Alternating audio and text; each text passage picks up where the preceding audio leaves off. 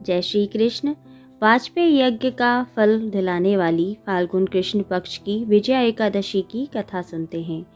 युधिष्ठिर ने पूछा, हे वासुदेव, फाल्गुन के कृष्ण पक्ष में किस नाम की एकादशी होती है, मुझे कृपा कर बताइए।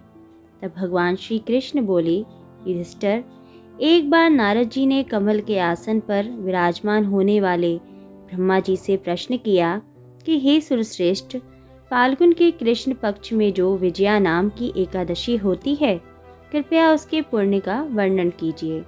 तब ब्रह्मा जी ने कहा, नारद सुनो, मैं एक उत्तम कथा तुमसे सुनाता हूँ जो पापों का हरण करने वाली है। यह व्रत बहुत ही प्राचीन, पवित्र और पापों का नाशक है।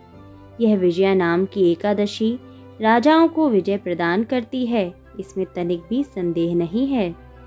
पूर्व समय की बात है, भगवान श्री रामचंद्र जी 14 वर्षों के लिए वन में गए और वहाँ पंचवटी में सीता तथा लक्ष्मण के साथ रहने लगे।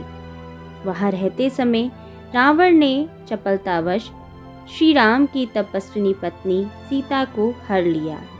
उस दुख में श्री राम व्याकुल हो उठे। उस समय सीता की खोज करते हुए वे वन में इधर उधर घूमने लगे। कुछ दूर जाने पर उन्हें जटायु जी मिले, जिनकी आयु समाप्त हो चुकी थी। इसके बाद उन्होंने वन के भीतर कबंध नामक राक्षस का वध किया। फिर सुग्रीव के साथ उनकी मित्रता हुई। तत्पश्चात श्री राम के लिए वानरों की सेना एकत्रित हुई। हनुमान जी ने लंका के द्वार में जाकर सीता जी का दर्शन किया और उन्हें श्री राम का चिन्ह स्वरूप मुद्रिका प्रदान भी की। यह उन्होंने महान पुरुषार्थ का काम किया था। वहां से लौटकर वे श्री रामचंद्र जी से मिले और लंका का सारा समाचार उनसे कह सुनाया। हनुमान जी की बात सुनकर श्री राम ने सुग्रीव की अनुमति लेकर लंका को प्रस्थान करने का विचार किया और समुद्र किनारे पहुंचकर उन्होंने लक्ष्मण से कहा, हे सुमित्रा नंदन, किस पुण्य से इस समुद्र को पार किया जा सकता है? यह अत्यंत ही भयंकर जल जंतुओं से भरा हुआ है और बेहद गहरा है। मुझे ऐसा कोई उपाय दिखाई नहीं देता जिससे इसे आसानी से पार किया जा सके। तब लक्ष्मण जी बोले, महाराज, आप ही आदि देव और पुराण पुरुष पुरुषोत्तम हैं। आप क्या नहीं जानते? इसी द्वीप के भीतर वकदालभ्य नामक मुनि रहते हैं। यहाँ से आधे योजन की दूरी पर उनका आश्रम है। हे रघुनंदन, उन प्राचीन मुनीश्वर के पास जाकर उन्हीं से इसका उपाय पूछिए। लक्ष्मण जी की यह अत्यंत सुंदर बात सुनकर श्री रामचंद्र जी महामुनि वकदालभ्य से मिलने के लिए वहां गए।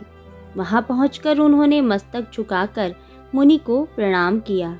मुनि उनको देखते ही पहचान गए कि ये पुराण पुरुषोत्तम श्री राम हैं, जो किसी कारणवश मानव शरीर में अवतीर्ण हुए हैं।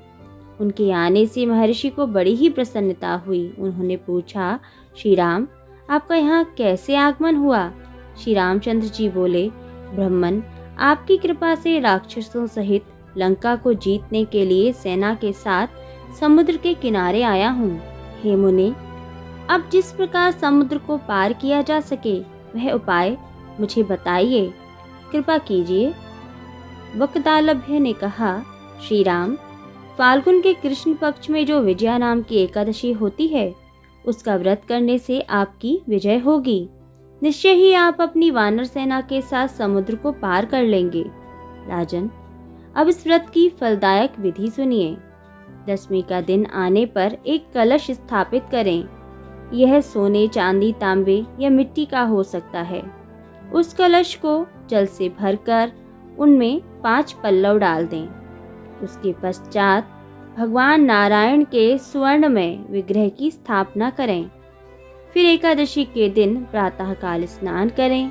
कलश को पूर्ण स्थिरता पूर्वक स्थापित करें। माला, चंदन, सुपारी तथा नारियल आदि के द्वारा विशेष रूप से उसका पूजन भी करें। कलश के ऊपर सप्तधान्य और जौ रखें। गंध, धूप, दीप और भांति भांति के नैवेद्य से पूजन करें। कलश के सामने बैठकर सारा दिन उत्तम कथा वार्ता आदि के द्वारा व्यतीत करें और रात में भी जागरण करें। अखंड व्रत की सिद्धि के लिए घी का दीपक जलाएं। फिर द्वादशी के दिन सूर्योदय होने पर उस कलश को किसी जलाशय के समीप, नदी, झरने या पोखरे के तट पर ले जाकर स्थापित करें और उसकी विधिवत पूजा करके देव प्रतिमा सहित उस कलश को वेदवेता ब्राह्मण के लिए दान कर दें। महाराज, कलश के साथ ही और भी बड़े बड़े दान देने चाहिए। श्री राम, आप अपने यूथपतियों के साथ इसी विधि से प्रयत्नपूर्वक विजया का व्रत कीजिए, इससे आपकी विजय होगी। ब्रह्मा जी कहते हैं, नारद, यह सुनकर श्री रामचंद्र जी ने मुनि के कथानुसार उस समय विजया एकादशी का व्रत किया। उस व्रत के करने से श्री रामचंद्र जी विजयी हुए। उन्होंने संग्राम में रावण को मारा और उस पर विजय पाई और माँ सीता को पुनः प्राप्त किया। बेटा, जो मनुष्य इस विधि से व्रत करते हैं उन्हें इस लोक में विजय प्राप्त होती है और उनका परलोक में भी अक्षय बना रहता है। भगवान श्री कृष्ण कहते हैं कि युधिष्ठिर, इस कारण विजया का व्रत करना चाहिए और इस प्रसंग को पढ़ने और सुनने से वाजपेयी यज्ञ का फल मिलता है।